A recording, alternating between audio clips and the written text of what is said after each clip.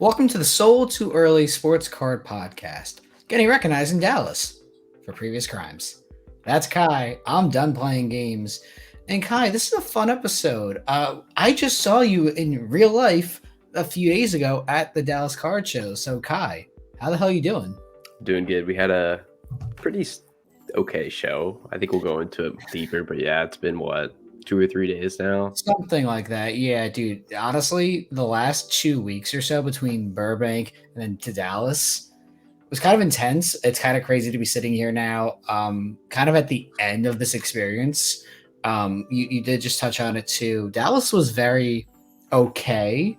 Probably one of the worst Dallases I've personally had setting up. But it was still like fine. I would give it like a C plus range. Yeah. We'll talk about that a little bit more in detail, but it was nice seeing you. It was nice seeing Joku and everyone there who I just saw a week ago. It was fun, but definitely was one of the Dallas shows of all time. It was one of them, yeah. Yeah. Yeah. I mean, we'll get into it, but like it was kind of weird because it wasn't really like notable, but it wasn't like bad at the same time. I mean, looking back on it now, the main things that I really picked up at the show was the LaMelo Ball NTRPA, which has now been moved, which is a pretty cool card. I do like LaMelo. The person who I ended up splitting this card with actually paid really fucking strong on it, and we got good value out of it, but I was kind of shocked to see that this was a major pickup, and it was one I ended up splitting with a friend. Oh, wait, did you move it? I did. Oh, nice. So, for transparency, my friend Jacob and I paid $6,700 for this, and we got about $7,500 cash in trade. Nice. Yeah, I mean, listen, that's $400 each in profit. It took us 3 days to move it. What was funny about this card? Someone messaged me after the show, actually on Sunday, I should say, saying, "Hey, bro, you still at the show?" I'm like, "No, I'm sitting in New Jersey, happy that I got out because of rain." He was like, "Hey, would you take $6,900 cash for it?" I'm like, "No." So we couldn't get a deal done there with that guy, but we got one done with another person who did cash and trade. We got our number. I hope he enjoys this card. It's really cool. Admittedly, there is one at auction right now that I'm currently the high bid on because, hey, I clearly like LaMelo Ball. I would like to win another NCRPA and maybe get it for myself. But PC? No, not PC, Kai. Not PC. But forever home. No, but we did see yesterday. I snapped a little bit. Oh man! I bought and purchased in full that MJ Fleer rookie BGS 9.5 from Lane. I bought it full cash, and then it lasted for about 2 hours. So it kind of transitions into one of the points I wanted to talk about, which was, yeah, I've snapped. I'm kind of done having the fun and interesting cards in my collection. I really enjoy that, not oddball stuff like Joku has. Joku has some really interesting cards, but my showcases over the last 2 weeks have been more of fun, like patch autos and some like not vintage, but like interesting cards like War and Spawn, one of one patch auto from Triple Threads, a couple like different products, on card autos, patch autos, neat things that like collectors want to own, but like the hype beast influencers would not, for instance. And I'm kind of done with that stuff. I will probably still continue to trade for interesting items because that's just who I am, but it's going to really kind of shift over the next couple of weeks into more of very liquid, very like hype beasty, high value items that people will pay strong for. Not with the idea of doing this full time because I don't want to, but I think the wheels are beginning to turn in my brain where I am venturing down that path if I choose to go there. Yeah, I think with that kind of stuff, it's a thing where you can keep doing what you're doing with like the cool stuff, and make your money. But I think the thing with the hype beastie stuff is that you can kind of get out of it when it's very liquid. Like even if it's like a Desmond Ritter, whatever, like people weirdly want, like it's stupid. I totally think it's dumb, but people want that card and will pay for it or trade for it way easier than a really cool baseball patch auto. I know. It's dumb. Like I totally hate it, but that's just how it is. I really have, and I saw the shift happen in Burbank. I guess 10 days ago at this point, because Lucas, one of our friends, Sports Car Mania. I love Lucas. I really do. Lucas can get a little like, oh man, I made so much fucking money here. Look how much I did. I'm so successful. But you know what? At the end of the day, honestly, Lucas has a good message to share when he's not like, I'm not making fun of him and calling him 4 commas, 6 commas, 7 commas. You know, saying that he gets the Saudis hit him up for loans. Obviously, I'm mostly kidding, probably. But he's a good guy. He has a lot of like knowledge to share. And you know what? We had lunch last week, and I really started to take consideration to what he was saying to me. Whether or not I'm going to jump in full time and yeah, guys, I'm buying all these cards. I'm not shit talking about the hobby anymore. That's never going to happen. But I started to open my brain to a different way of looking at things, which is kind of sad in a way because I'm in this weird spot between being a collector and being a hashtag investor, hashtag hype bro. And it's I'm in a weird spot, and I don't know how I feel about it right now. Well, I think with you, I think it's kind of cool because I don't think you have to really go one way or the other. I think you can kind of find a happy medium with both, with how good you are at like the cool stuff and how kind of easy it is to learn the other stuff. It's really weird, and I don't know if this is good advice or not. But I've said it before and I'll say it again. I am beginning to take my emotion out of these things. And that is working financially. Now, is that good from a collector perspective? The answer is probably no. And I don't really recommend it, but I have gotten several messages from people saying, hey, man, I know that what you're saying is bad, but I've done the same thing and I've seen X, Y, and Z results. Once again, not really a good thing, but I'm at least willing to be honest about it because, especially in the last couple of years, and if you've seen Instagram over week 1 reactions, people are not really collecting anymore. They are really just day trading quarterbacks and other assets that have either gone up 10%, 20% over the last couple hours, or have sucked dick because hey, their quarterback was bad. Yeah, speaking of snapped, Aaron Rodgers Achilles. Oh, ooh. That's a tough one. That is a tough one. I will say this as a Giants fan, it's nice to not be the most miserable team in New York or New Jersey right now. Both teams are in mid-season. Isn't that crazy though? You guys went from losing 40-0 to not even being in the worst spot. No, we're not relevant right now at all. Yeah.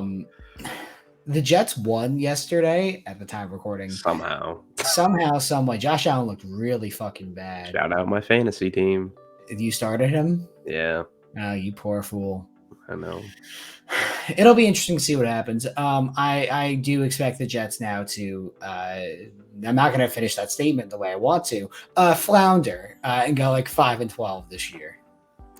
Yeah, I think it's gonna kind of depend on if they get someone else. I mean, who knows? Zach Wilson could win 10 games. I don't know. He's probably not going to win 10 I think games. he's like okay. I don't think he's the worst starter you could ever have, but he's not good. No, I mean he's like Baker Mayfield, basically. I would call him more like Alex Smith because Baker Mayfield. Alex Smith was nasty. What do you mean? I think you're giving the wrong impression with Baker Mayfield because Baker Mayfield is like the ultimate competitor and like can rally guys around him. Zach Wilson can't do. Oh, you're just talking about like a person, not like a quarterback. Quarterback wise, I'm saying like early career Alex Smith, where like he was tasked with like not losing games. Yeah, he kind of reminds me of like a little bit better of a Johnny Manziel. I mean, that's not really saying much though because Johnny Manziel fucking sucked. Although Manziel was at the Dallas Card Show. He was doing autograph signings, which thankfully leads us back into the Dallas Card Show. We were set up together on the front wall, so if you walked into the show on that first wall and made a right and go about 6 or 7 tables over, you have seen Kai and I and Joku. Um, I mean, it was awesome having you guys there, but it really was this like it was okay. It was very like it was just fine. Like there was nothing. Thinking about it now, just a couple days later, nothing really fucking stands out about this show. Yeah, I think for me, the reason we did fine. Like we definitely made the trip worth it. I think the reason for me that I think it was so meh is because the last show I went to was the National. We like crushed the National. The National was So awesome. I think that's probably why I feel that way the most. I think the reason why, and I might have mentioned this on the podcast, I think I had tempered expectations for Dallas. I don't recall if I did. I might have said, Burbank was an A. I expect Dallas to be a B. And it really didn't meet those expectations. I think a lot of people, honestly, were a little burned out by the constant traveling. I went home to New Jersey for a day and a half, basically 2 days between Burbank to Dallas. So I actually went home. And leaving sucked. I really did not want to go to another show. My fiance was upset. Obviously, I was upset. I didn't really want to leave. But I obviously wanted to leave enough to go to the show and spend money and be with my friends. So, oops. I've spent more time with you guys, you as a collective at card industry, than my fucking parents or my real life friends and my fiance over the last 2 weeks. So, I'm kind of happy to be home for a bit. It'll be interesting to see the next time you guys see me at a major show, other than Freehold this weekend coming up if you live in central New Jersey and they market it, which they fucking don't. If you see me there, say hi. But I'm going to have a completely different inventory by the next Dallas show in early November. Yeah. You mentioned the Johnny Manziel thing. That was like one of the weirdest things I saw was they had the line running like into the convention center, like blocking people's tables. Yep, they've done that. That was super weird to do. I mean, they've done that a few times. The issue is where do you put those people otherwise? Yeah. But my only thought would be they could run the line out the doors right there outside. Oh, dude, 100-degree weather though. Well, it's either that or like block your paying vendors. I don't know. Yeah, there's no good option there. I mean, dude, you might have someone get heat stroke. Honestly, like, how long do you think it takes an athlete to sign something and like do a photo if they want to? 30 seconds, a minute. Maybe. Yeah. But like, you're gonna have that one person who's like trying to have a conversation and like try and shoot along. I mean, if you had to be outside for half an hour, in the Texas heat, to meet Johnny Manziel for 30 seconds, you'd be hot and sweaty and gross and probably not wear deodorant because you're a card collector, most likely. Yeah, I think it's better they just cut into the actual show itself. Yeah. I just felt bad for the people that were set up right there because literally no one could get to their table for like 2 hours. Yeah, I felt bad for them too, but at the same time, not that I thought they were making a lot of deals or anything, but yeah, there was some. We've said this a few times, so I'm not afraid of beating a dead horse.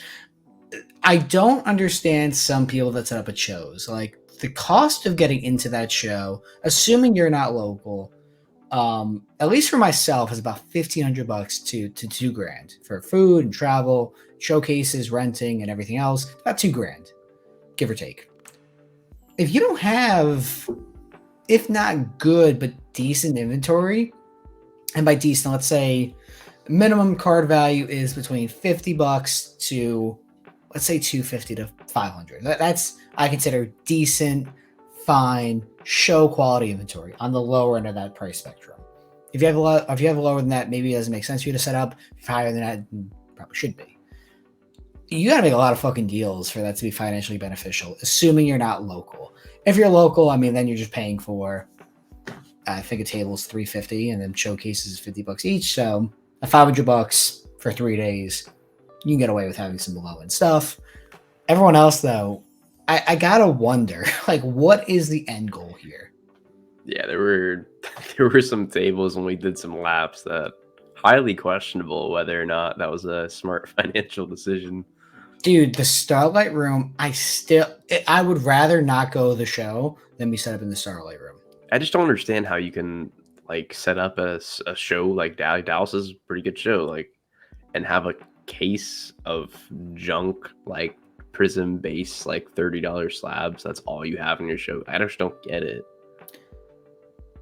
Kai, Like, I just put don't them on know. eBay. Like, you don't. No one's buying them at a show. Like,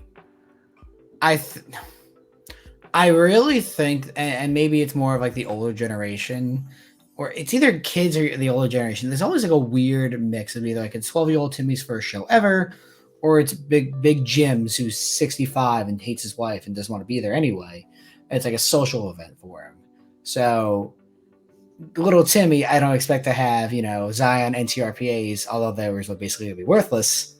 But Big Jim hates his wife and like doesn't want to be in the house and sells 3 cards and drinks with his friends and is happy with making $4. So yeah. I mean, you can't really hate on them if they're paying for it. They're paying for it. But no, I don't think we would ever do that in a million.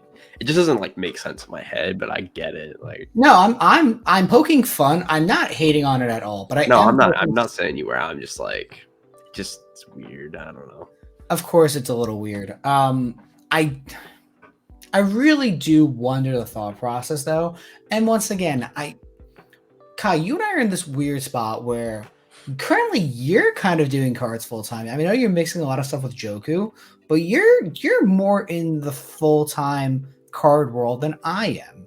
And part of the reason why I would like to have a job forever, not only that stability, but like I like being somewhat grounded in reality.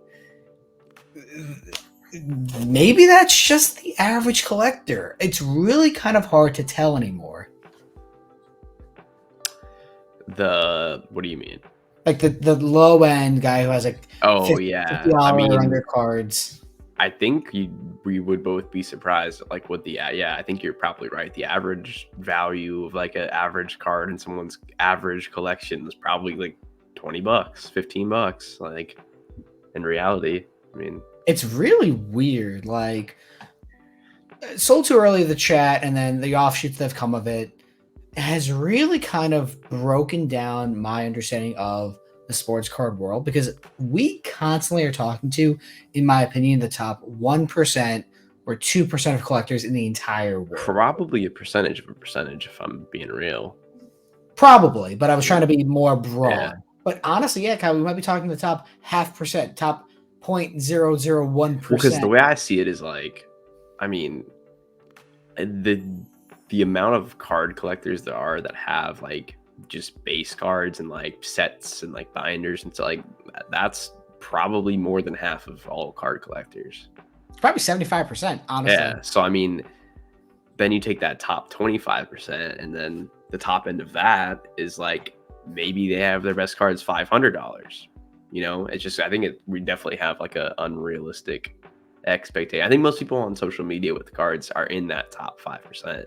It's really, dude, it's really just kind of crazy, the world we live in. Yeah, I don't really know what else to say to that. They're probably not the ones who listen to this podcast. If they do and they're inspired, fucking awesome, dude. There were a couple people who came up to us in Dallas. Yeah. They didn't recognize you, which was super one of them fun. was funny. Yeah, he was like, dude, I love the podcast. I'm just sitting there. It's like, wait, who is this guy next to you? It's like, oh, that's Kai. He talks.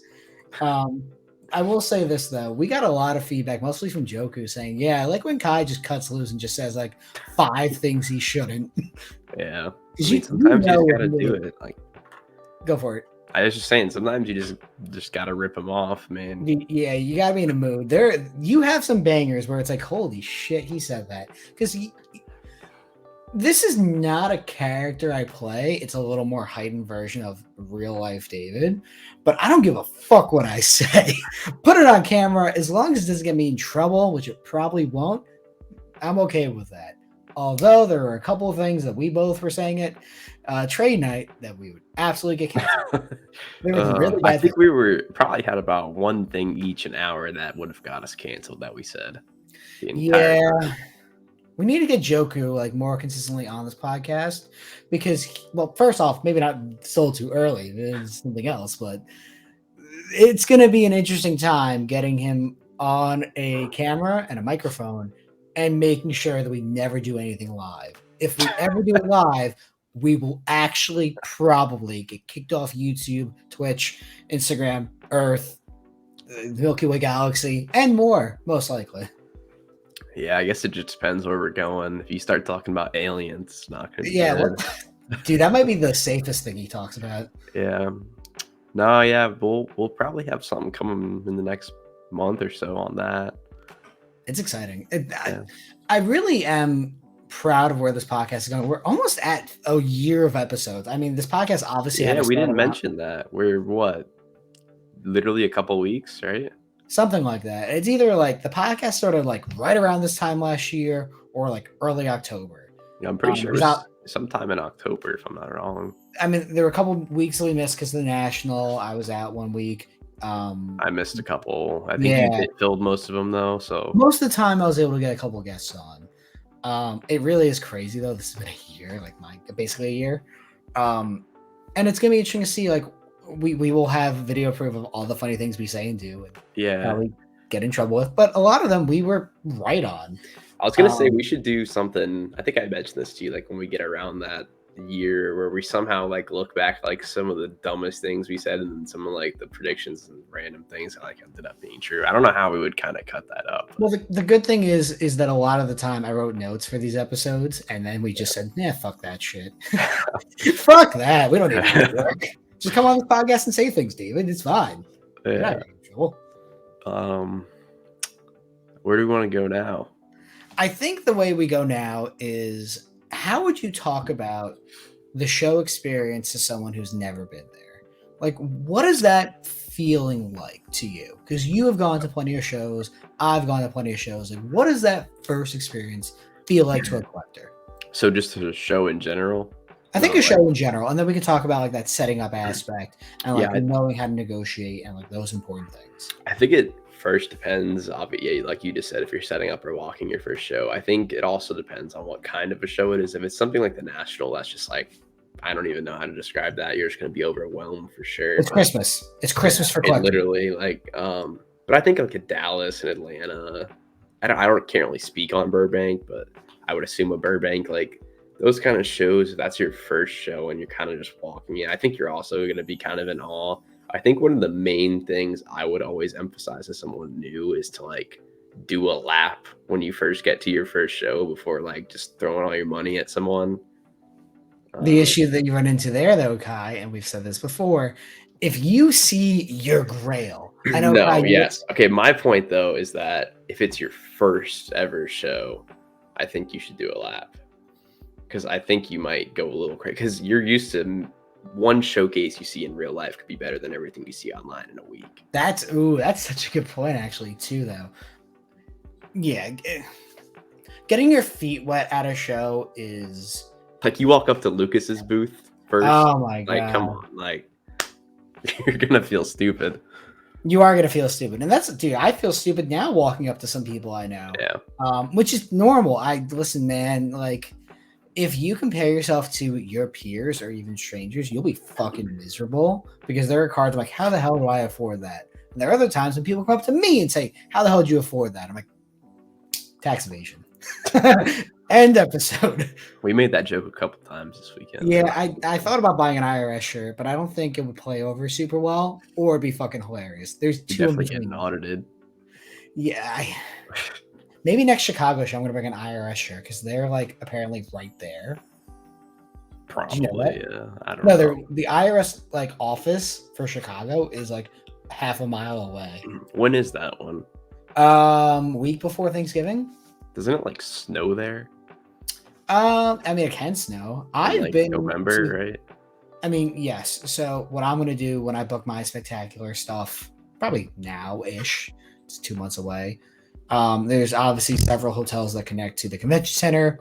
I don't like being fucking cold. I'll just book one of those and just walk in like 85 degrees.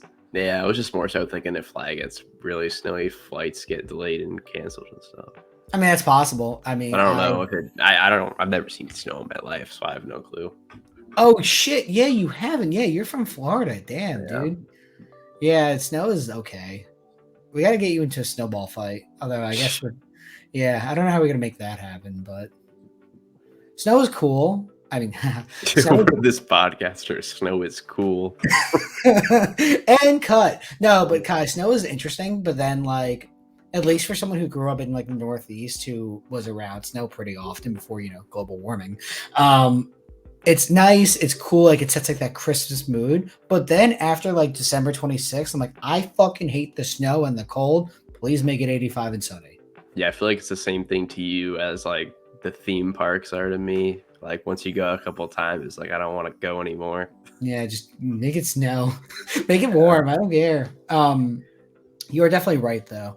One thing, and this was actually something from Jay, so Mojo Sports, who I have to actually hit up at some point. I made a barter with Jay. I give him YouTube help. He comes on our podcast and we get views. So that's a good deal. He was wanting us to talk about what you would want to see changed for the hobby related to card shows. And I really do think there is something to not Instagram personalities, but like someone being able to convey this information in a way that is accessible to everyone. Because someone who is into sports cards is going to go there. Someone who is following your favorite influencers is going to mostly go to a major show. But how do you make it as accessible as possible to someone who likes sports but might not know sports cards? And the issue I kind of see is people who are creating content around the sports cards are doing it for their own financial gain. So there needs to be some kind of like hobby watchdog. No, I'm kidding. There needs to be someone who's actually accessible to the average consumer and average like card, not card person, average sports Dave. person. Me? No. Kai, I hate people. I'm bad at this. I don't know. You're talking yourself up right now. Like it could be you.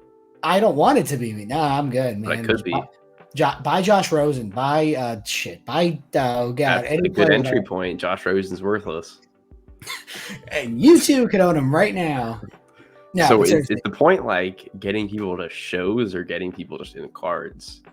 I think getting people more into the idea of understanding what sports cards are, because the wider net that we create in this industry, and once again, I try and shy away from the word hobby, but for new people, it could be a hobby again. Oh my god, what a thought!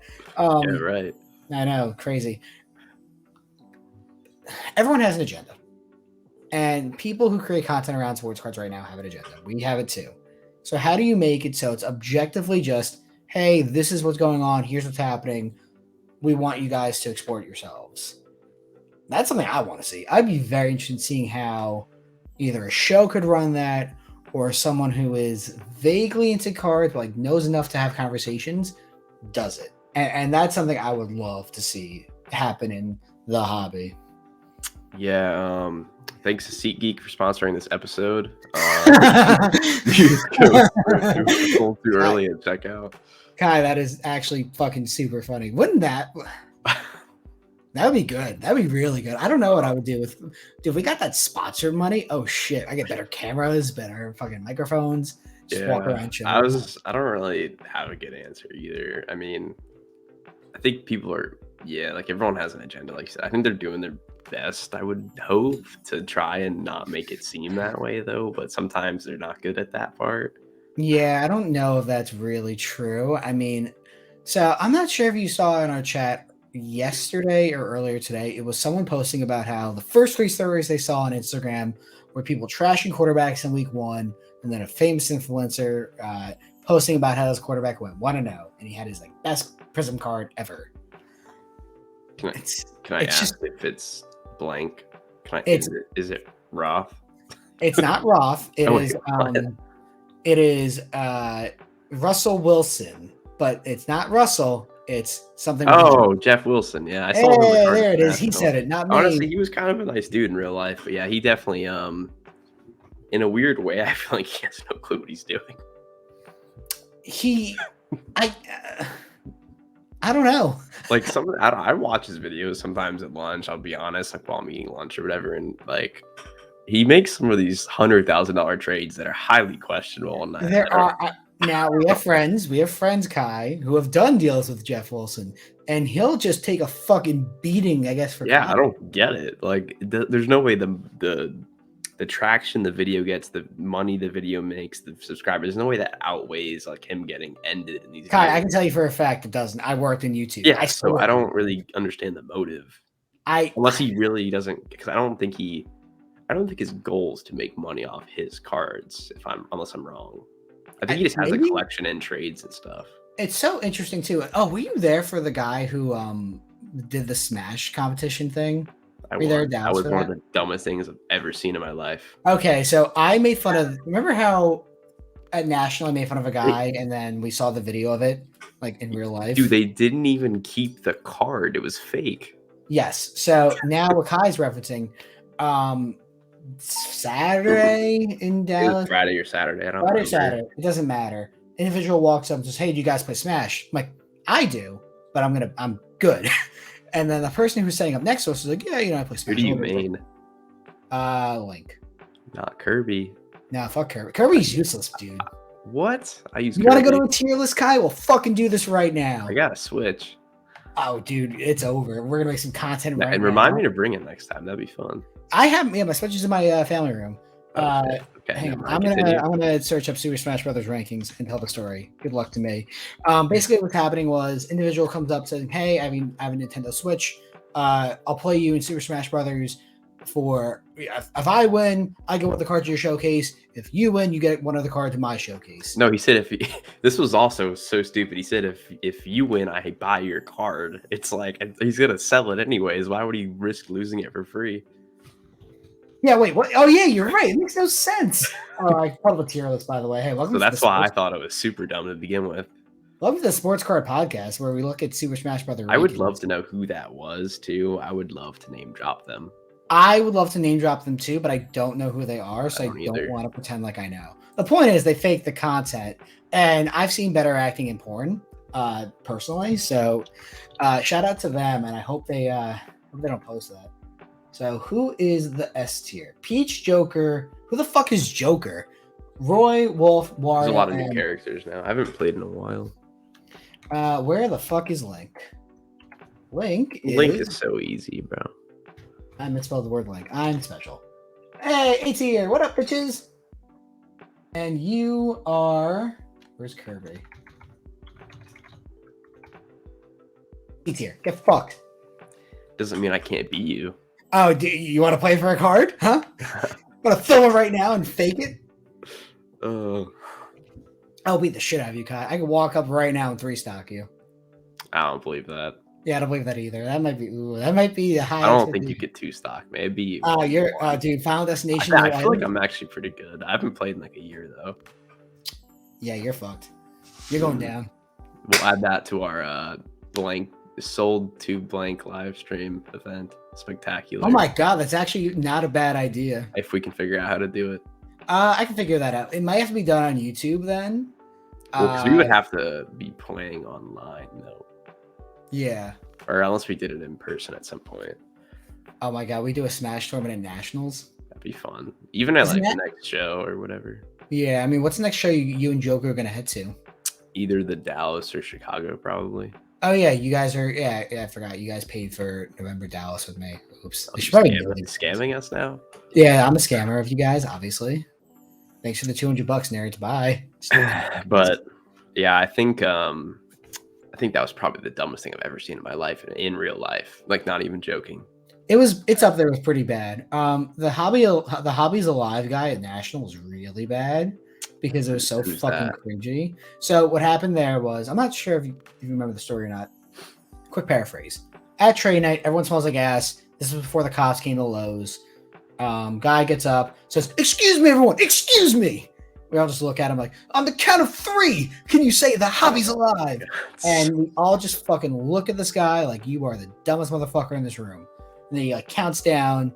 I think we all yelled like, no, Adam, we're not going to do it. He counts down anyway. So like little kids go like, the hobby's alive. And then they put it on Instagram. It's like a pretty big account too, and it looks fucking bad. That's fun. Yeah. Yeah, Cannot I pay don't me know. money to be in that video. You could pay me to be in that video, but just to talk shit. Like Yeah. I don't think I have the mental fortitude to be an influencer because I am not that dumb.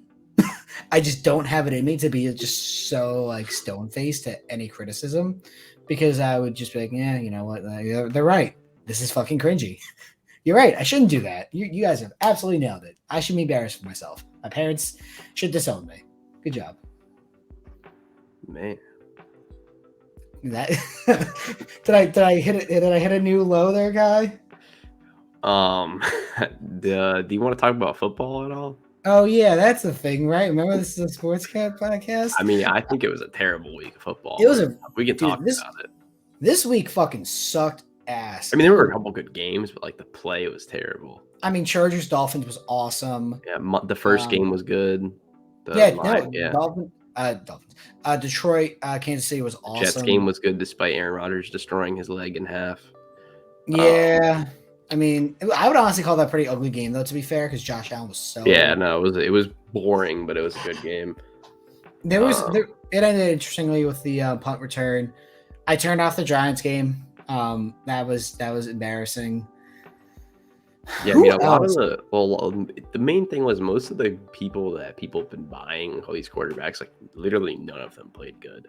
Yeah, I mean, Tua played well. Tua was literally it, really. Love had an okay game. I'm looking at the games. Mahomes played okay. Goff played pretty well. Bryce Young sucked. Bryce Young was bad. And that was against us, too. Yeah, I mean, Desmond Ridder... Like, Desmond Ridder did just enough to not lose that game, but I don't think he actually did anything spectacular. Yeah, I think like 80% of his passes were less than 10 yards downfield. Joe Burrow sucked. Fuck Deshaun Watson. How did T-Law do? I don't really remember that game that much. T-Law played well. Him and Love are pretty comparable. Okay. Because I remember Anthony Richardson like running a good bit and then getting hurt. And I don't He actually played good too. I do remember the Calvin Ridley touchdown throw, pass, whatever you want to call it. That was a good throw. Oh my God. We don't have to talk about you guys, but no, Giants embarrassing. Baker, I was actually impressed by, but no one buys his card, so who cares? Yeah, they're in a weird spot too because I don't think they're going to do anything. Bucks are probably going to go like 7-10. Yeah. Dude, the Titans honestly might bench Ryan Tannehill, and I would be all for it. They probably Yeah, you're all fuzzy like Ryan Tannehill's vision. They probably should bench him. I think you either just have to play Willis or admit that you're not going to be good. I guess you won't be good with Willis really either, but I mean, I think you have to. I think he maybe gets one more game. Like they should have easily beaten the Saints last week. I don't know about easily. Dude, that was one of the worst. They were both terrible. They were really quite bad. Brock Purdy impressed. I saw a stat today on Reddit that Brock Purdy in any game he started has never lost and has thrown at least 2 touchdowns. Maybe it was start and finished because obviously that doesn't. That's insane. It was something absurd like that because I assume that would mean the playoff game against the Eagles doesn't count because obviously he lost that, but he was also hurt. So maybe it was regular season. Point is, the dude has been incredible. I would have loved to be able to buy his cards. Obviously, they are way too fucking high right now, but it is what it is. Sam Howell got a win against the Cardinals. Congrats, barely. Teams. Yeah, he beat one of the worst teams in the NFL. That was almost bad. Dude, CJ Stroud also looked like ass. Week 1 against the Ravens. Lamar did not look that good either. Jordan Love actually was impressive. I will eat some crow there about Jordan Love. But he played the Bears, who Fields on the other hand. Ooh. Fields I've been right about up through week 1. He can't throw. He was can't throw. Bad. Dude, Justin Fields legitimately cannot throw a football. Yeah, honestly, Josh Allen might have been the worst quarterback in the league this week. As weird as that is to say. I don't know if Josh Allen was the worst. No one else threw 3 picks, did they? I mean, Joe Burrow threw under 100 yards. I'd rather have not turned the ball over 3 times, honestly. I don't know how many picks Joe Burrow threw. If he even threw them. 0s, 80 yards, and nothing. No, I mean, I'd rather have Josh Allen. I mean, they both lost. They're both not Yeah. good. I was just, yeah. You know, Um, Allen, I feel like this is random, but Allen has like 50 turnovers in the last like 20 games or something. Like something. He leads the league insane. in turnovers since he came into the league in 2018 Yeah, I don't know why people don't talk about that a lot. because he was winning a lot, and then they got embarrassed against Zach Wilson, Yeah. and now people are talking about that. Come back to me in a month with hot takes for that. I do love these reactions to Week 1. The Giants fucking screwed up taking Daniel Jones for $40 million a year. That is 100% factual. That was probably one of the most painful games I tried to sit through. It was awful. What else is there? Eagles, Patriots. I actually was kind of impressed by Mac Jones. He was not the worst quarterback I've ever seen. So good start. Yeah, I thought Mac actually looked pretty good. I was a little surprised. I don't know if he'll be able to keep this up, but the Eagles actually have a really good defense, and he threw for 3 touchdowns. Not bad. Not bad at all. Yeah, because their D line was destroying their O line.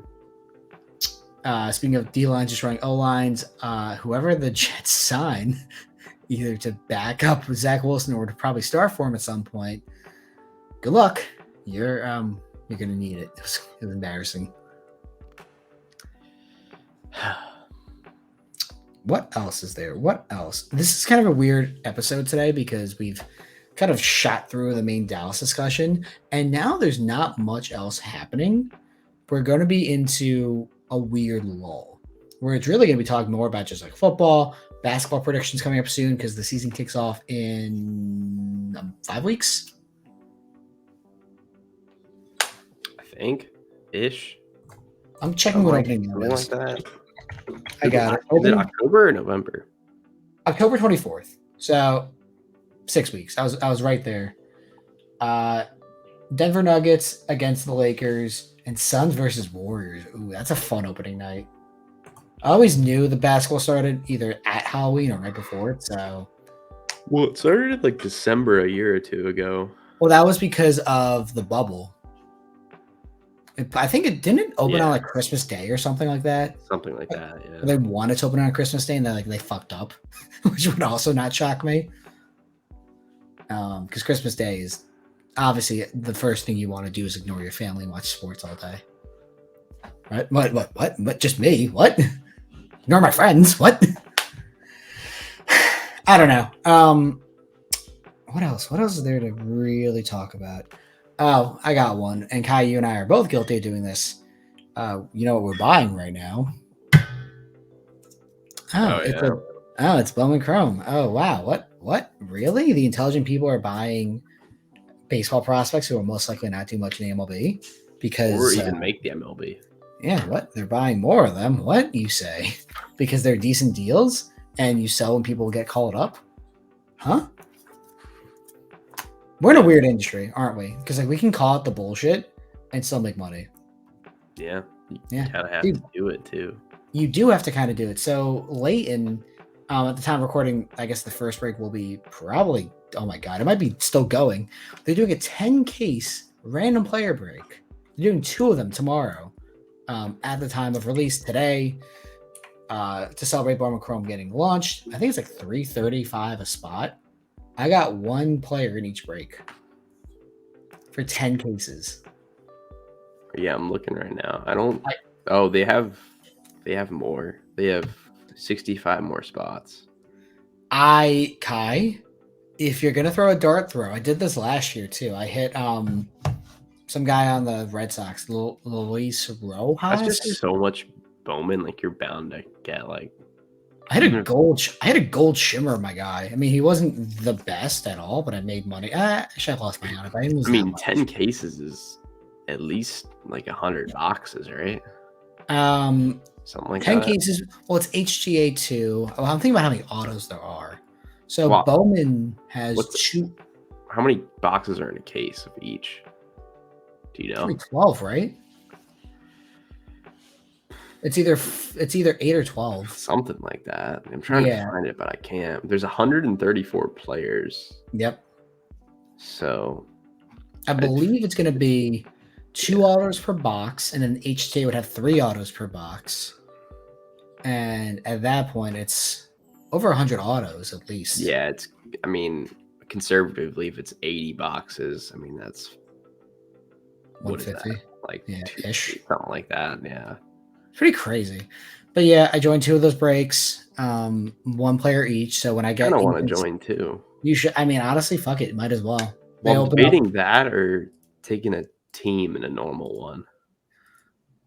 Sure, but if you hit the Ethan Salas spot, Kai, for 10 And then cases, don't get one.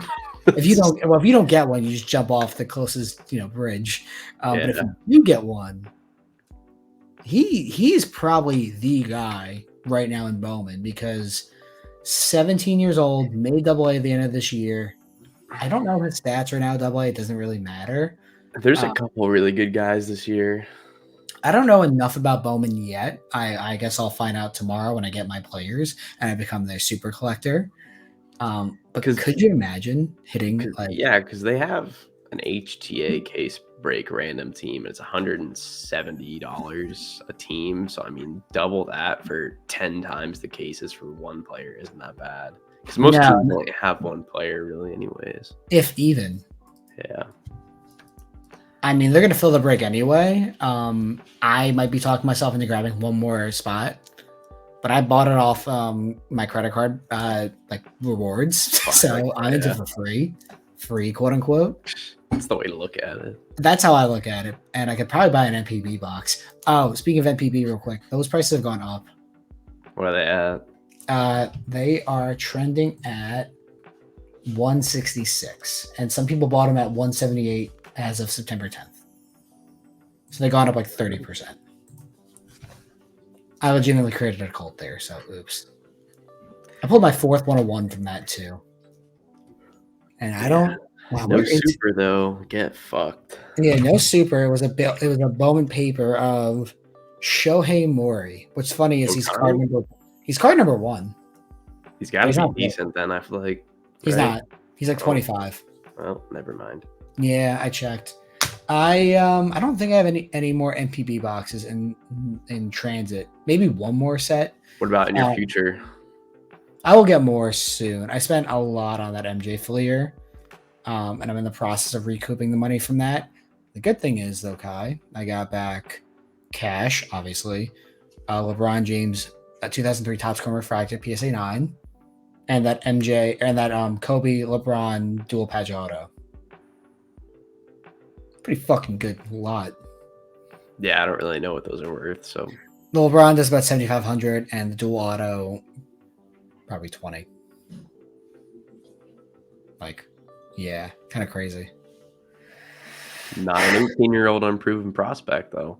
17, dude, 17, 15. Okay, Wander Franco. Once again, every time we say that, gonna respond like that. So that's all I got, dude. We're in a weird spot here. I love this conversation, but we talk about Smash, talk about card shows for about 5 minutes there, and hopefully by the time this episode comes out, I have owned and pulled the Ethan Salas 101 Bowman Chrome Auto because of Lane Sports Cards, which would be, it's possible. It's gonna be not happen, but it's possible. It's not impossible. It's not. Listen, all I'm saying is just I'm gonna take the break of $20, and he's gonna give it to me. $20. Yeah, dude, $20 is $20. All right, that's everything I got. So we will we'll figure out how this episode ends. Oh God, did not plan this one out. Yeah. Well. Bye. See you next time.